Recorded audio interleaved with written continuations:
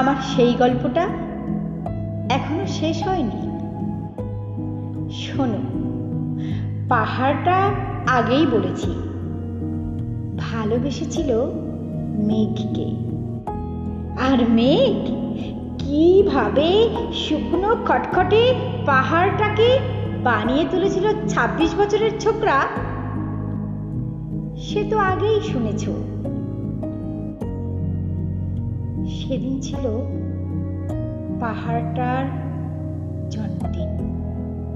পাহাড় মেঘকে বললে, আজ তুমি লাল শাড়ি পরে আসবে।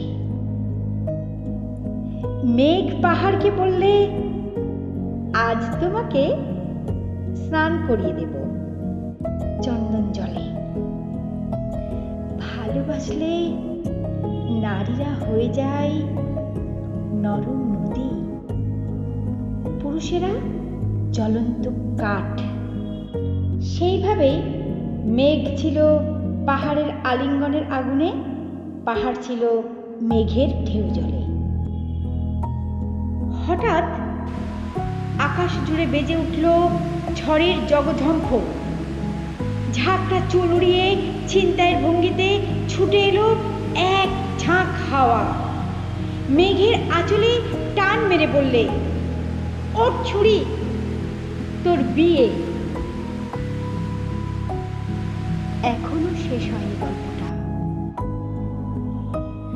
বজ্রের সঙ্গে মেঘের বিয়েটা হয়ে গেল ঠিকই, কিন্তু পাহাড়কে সে কোনো দিন ভুলতে পারল না।